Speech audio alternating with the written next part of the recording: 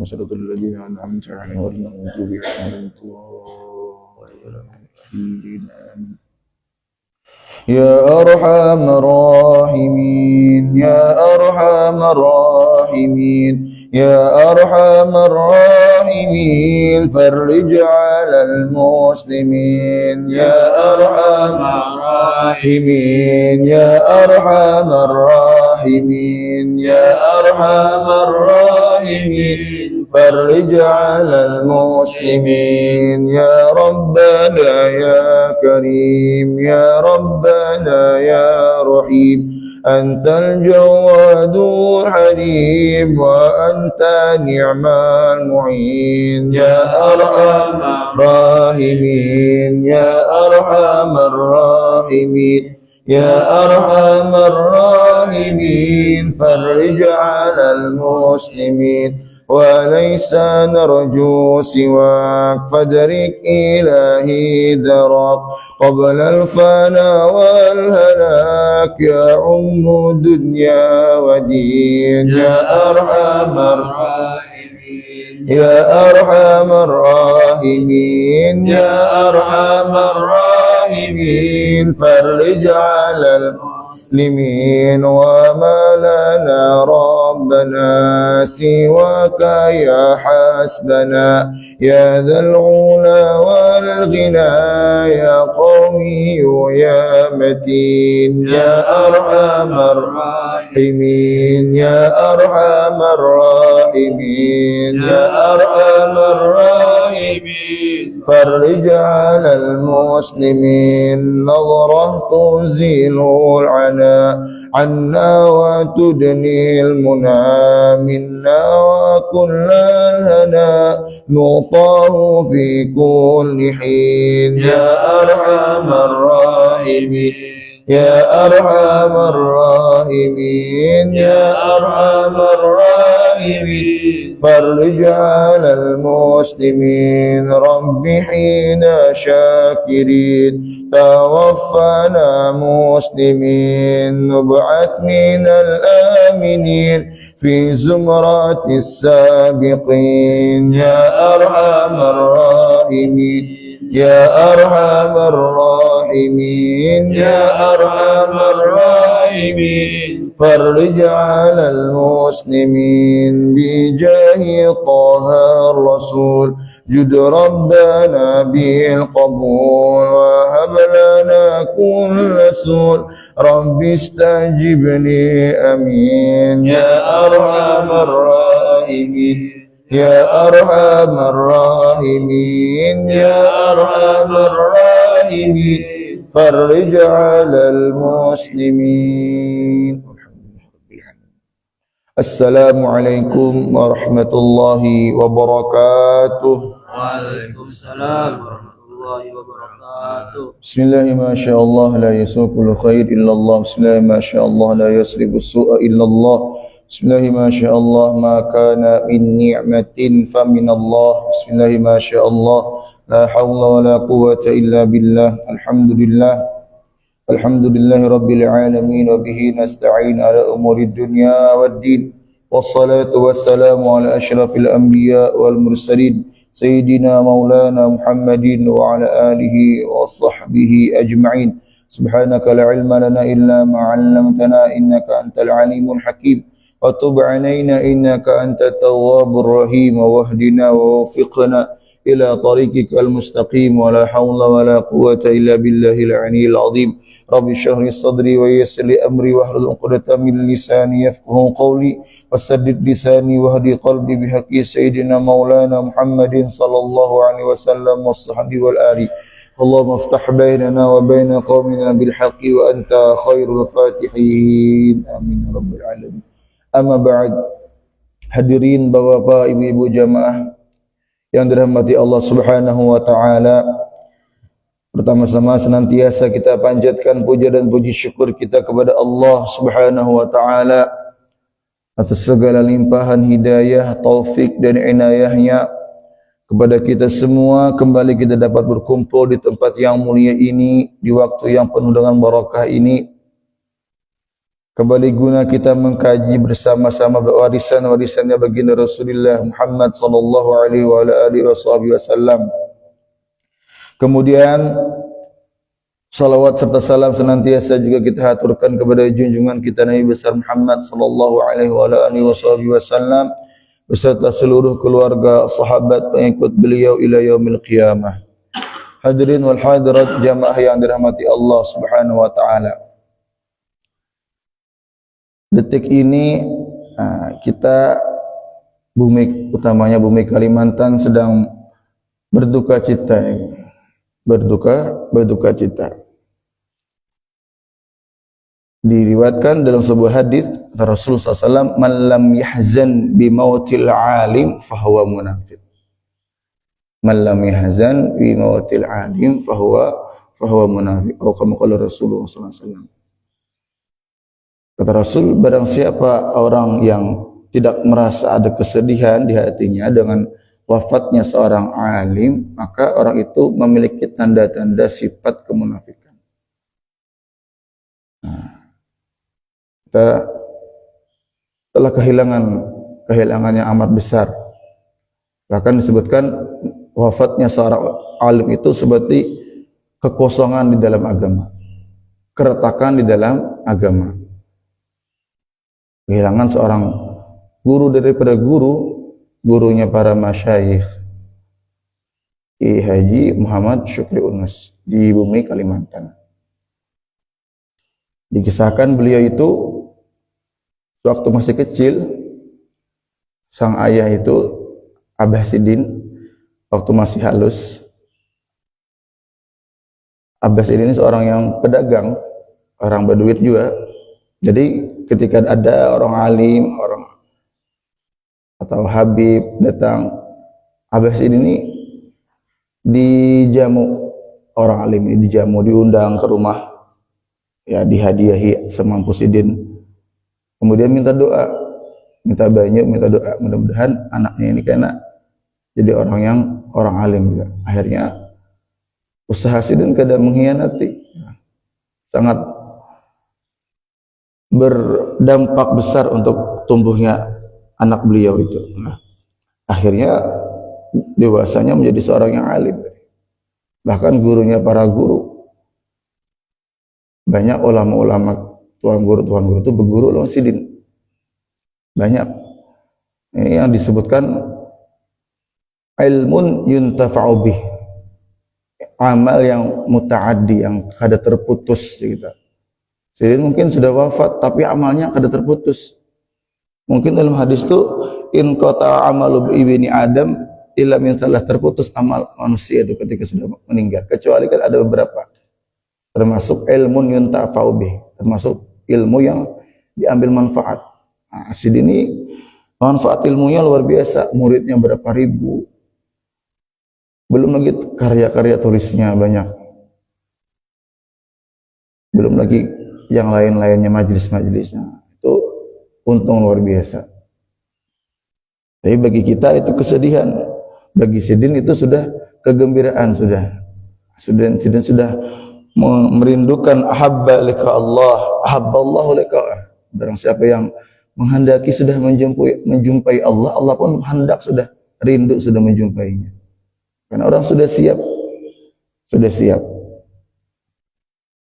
Bahkan ulama-ulama dahulu itu diantaranya Al-Habib Muhammad bin Zain bin Sumit. Beliau ini berguru kepada Imam Al-Habib Abdullah bin Alwi Al-Haddad.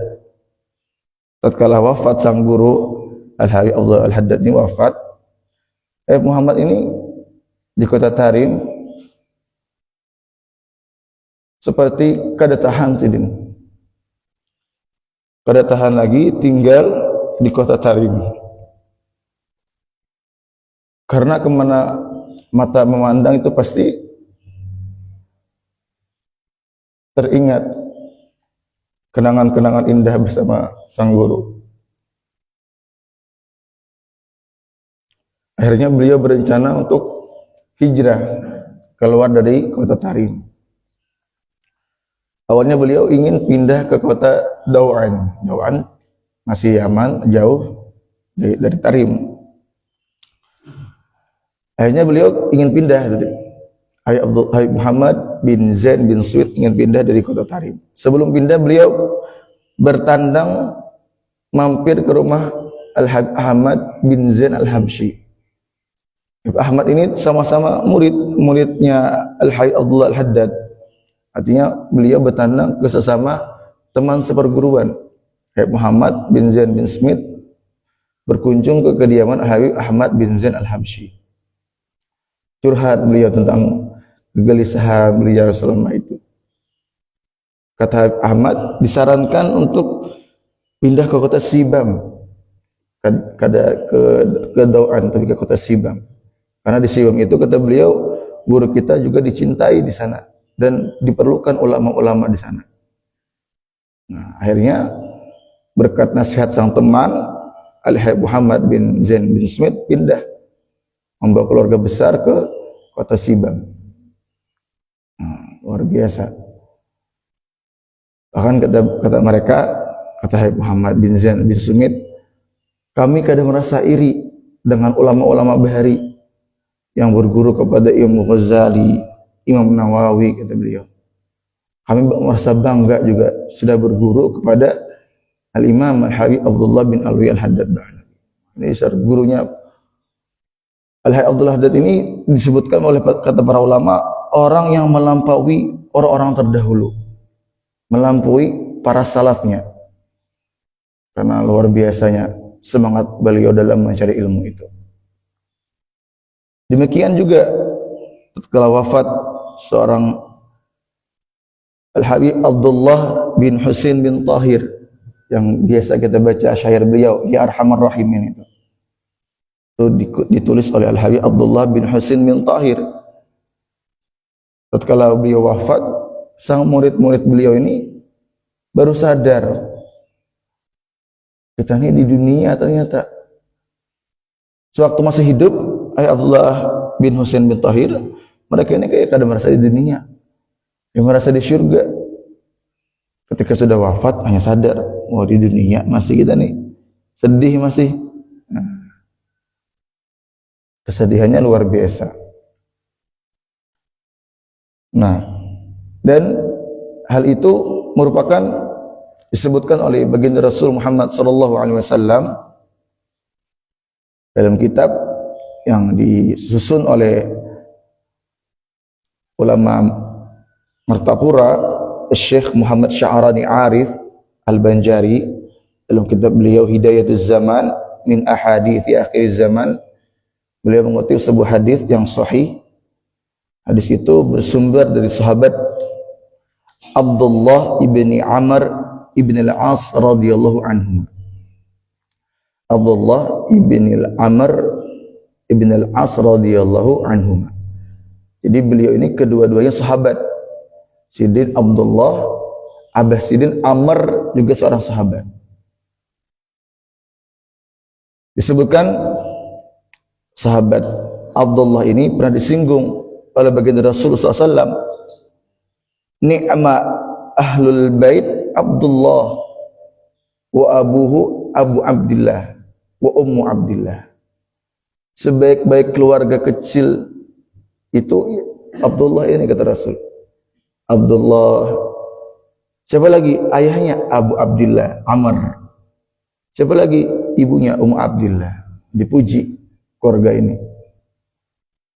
Bahkan sang ayah sendiri seorang sahabat Amr ibn al-As radhiyallahu an, kata Rasul, min salihi Quraisyin, termasuk orang-orang yang saleh dari suku Quraisy. Suatu ketika sahabat Amr, sang ayah Amr bin al-As ini, Rasul mengirim utusan, seorang utusan diutus oleh Rasul untuk menjumpai sahabat Amr. Diperintahkan untuk bersiap-siap. Khud alaika thiyabaka wasilahak. Siapkan baju perangmu dan senjatamu. Kau disuruh menghadap ke Rasul. Hanya karena yang memanggil ini utusannya Rasul dan itu atas perintah Rasul, sahabat Amr itu bergegas. menghampiri Rasul.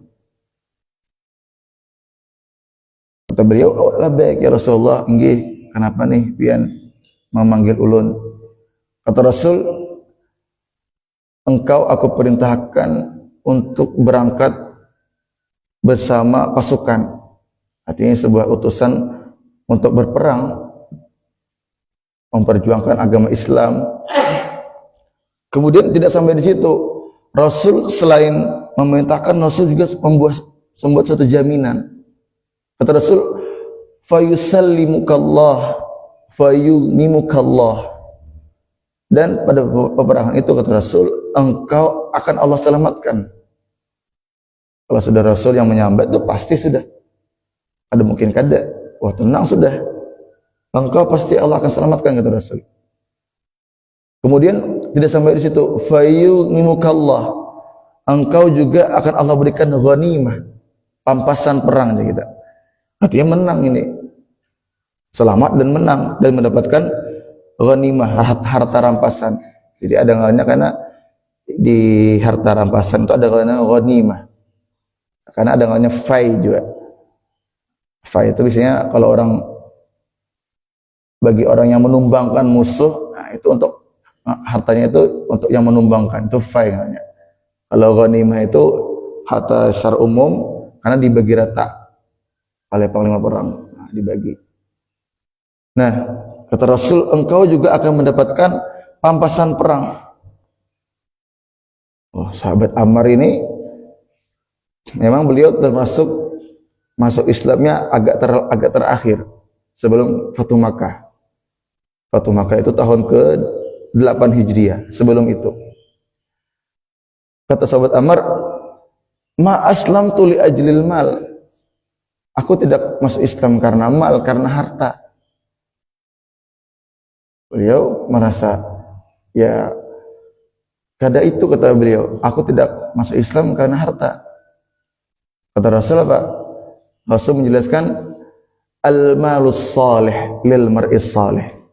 Yang Rasul maksud ini adalah harta yang salih, harta yang akan membawa kepada keberkahan.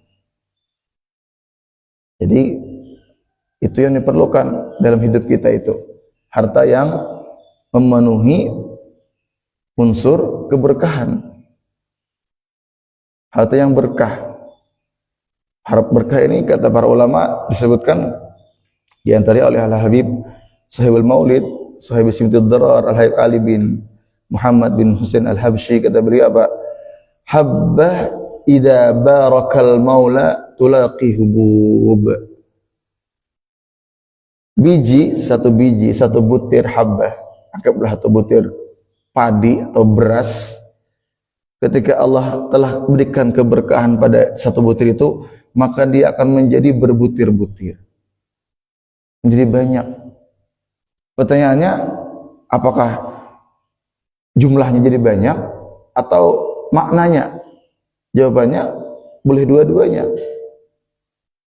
Terkadang kada bertambah banyak, cuma maknanya orang itu dipenuhi dengan rasa qanaah Allah berikan.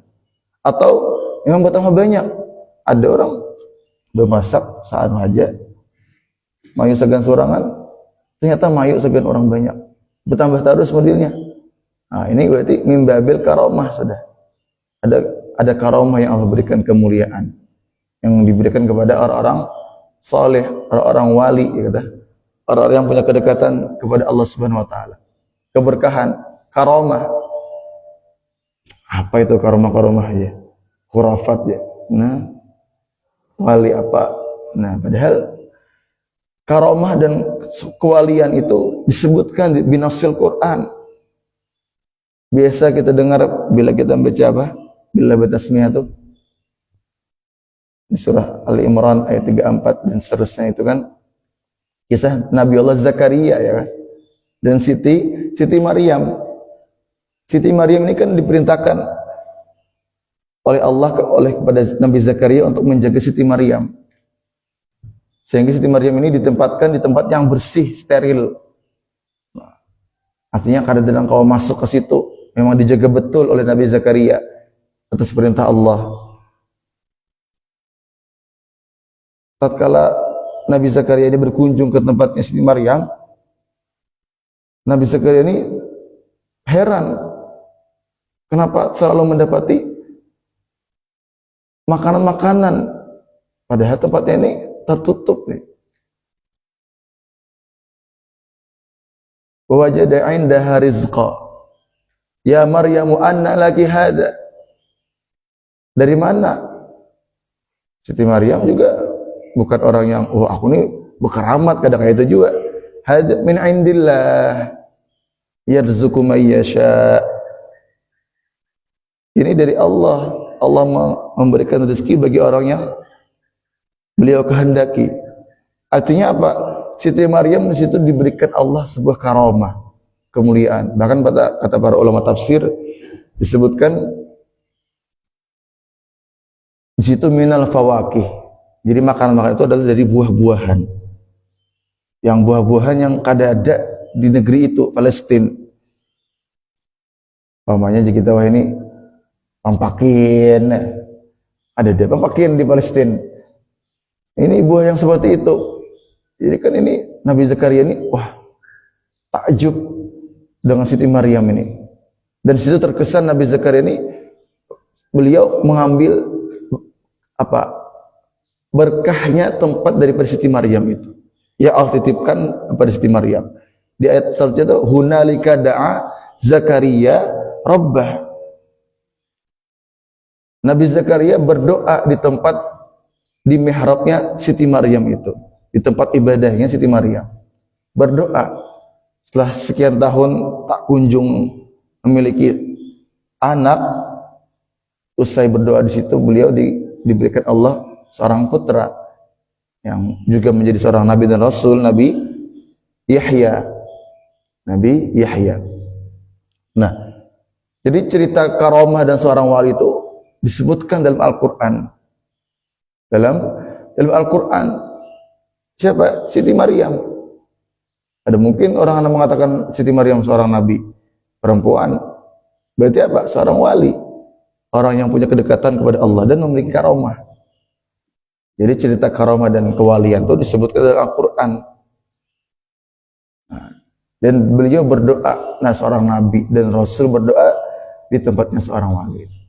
Nah makanya itu ada kita ini kan ada kebiasaan yang baik kan berziarah ke makam-makam orang saleh, berharap keberkahan dari Allah, ya Allah titipkan kepada orang saleh tersebut di tempat itu.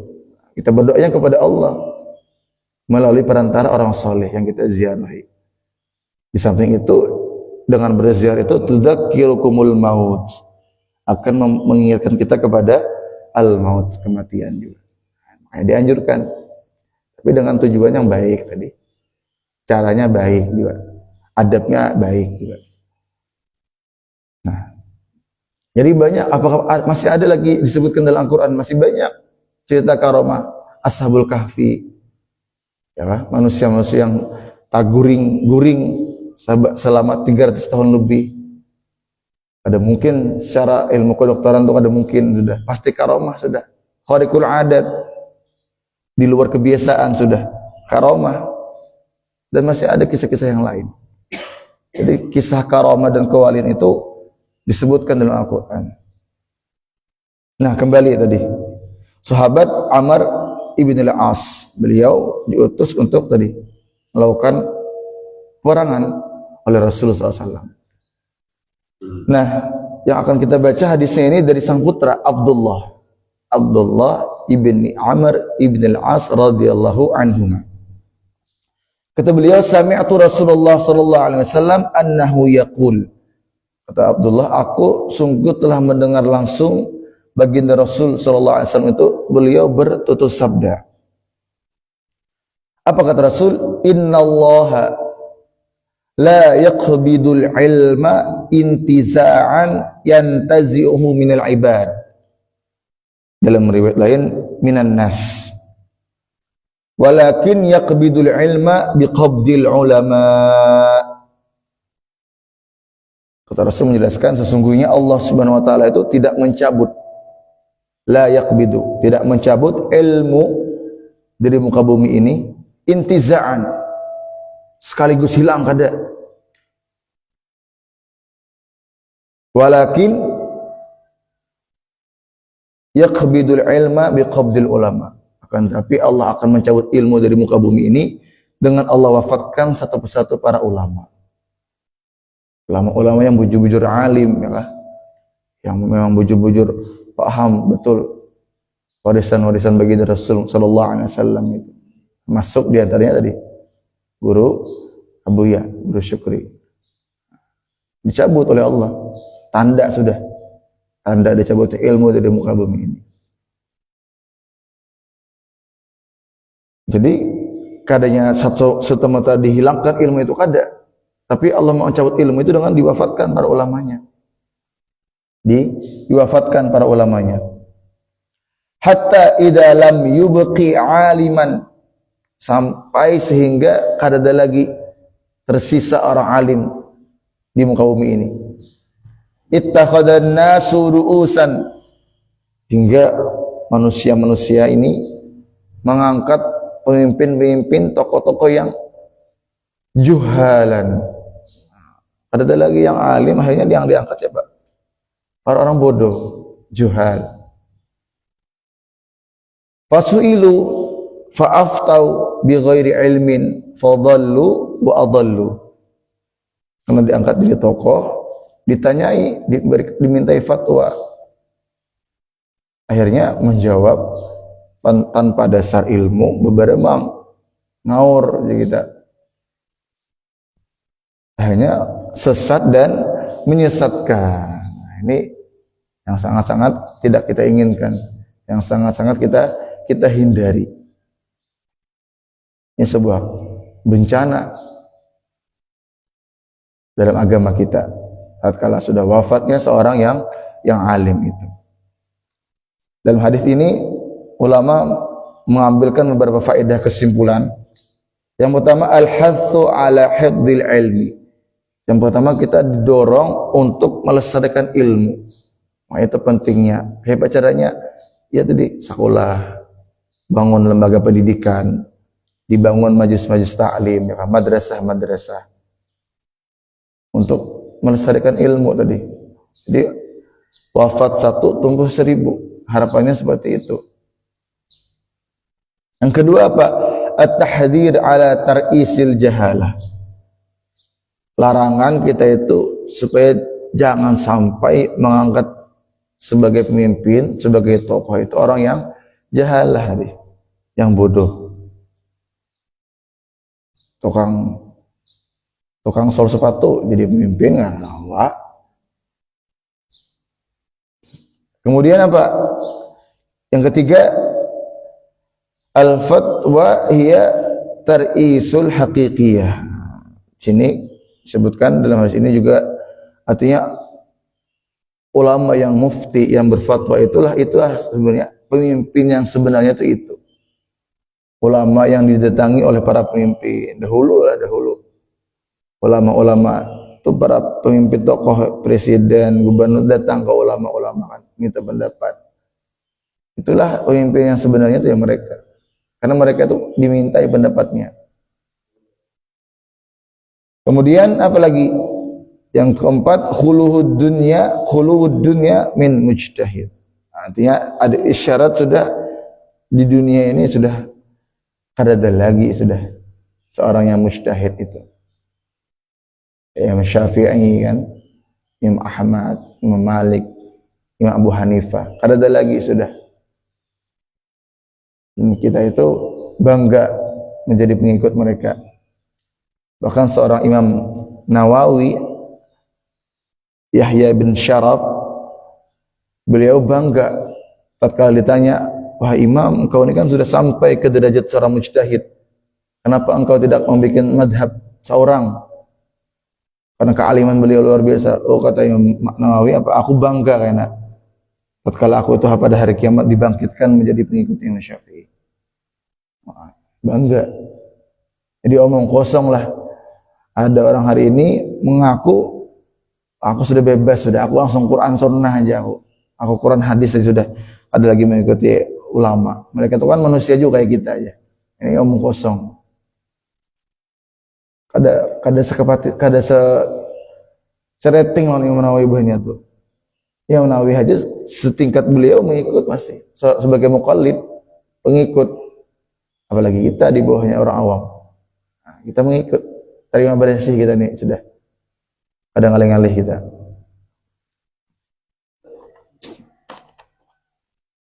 Kemudian dan ulama juga mewanti-wanti supaya kita itu jangan sampai belajar itu, mengambil ilmu itu dari orang yang bukan ahlinya. Apalagi sekedar nukar buku, nukar kitab, nukar di pasar, baca seorang, bukan kada boleh, dikhawatirkan.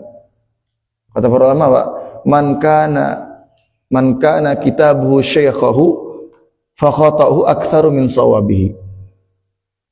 Barang siapa yang kitabnya, bukunya itu sebagai guru, yang ada di bisi guru langsung baca seorang aja, kada belajar, kada apa, bukan kada boleh. Khawatirnya khata'uhu itu salahnya itu lebih banyak daripada sawabnya, yang bujurnya. Sawabnya lebih banyak khotoknya, salahnya. Baca seorang kada belajar, kada guru nih. Bukan kada boleh, tapi dikhawatirkan. Kalau kita bisi guru kan dibimbing, oh yang ini boleh, yang ini kada boleh. Yang ini ya belum lagi saatnya. Ada arahan. Kalau baca seorang kada ada arahan. Hadirin wal hadirat jamaah yang dirahmati Allah Subhanahu wa taala. Jadi wafatnya seorang alim itu merupakan tanda-tanda daripada anak berakhir sudah.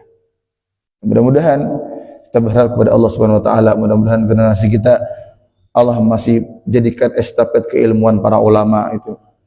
Dan mudah-mudahan dari keluarga kita, keturunan kita, amin amin ya rabbal alamin. Kiranya ini jadi yang sampaikan. Masalah khilaf mohon maaf, mudah-mudahan ada manfaatnya. Akhir kalam, wabillahi taufiq wal hidayah wa ridha wal inayah wal afu minkum. Wassalamualaikum warahmatullahi wabarakatuh.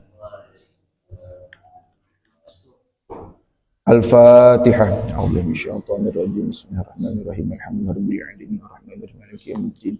Iyyaka na'budu wa nasta'in ihdinas siratal mustaqim siratal ladzina an'amta 'alaihim ghairil maghdubi 'alaihim waladdallin.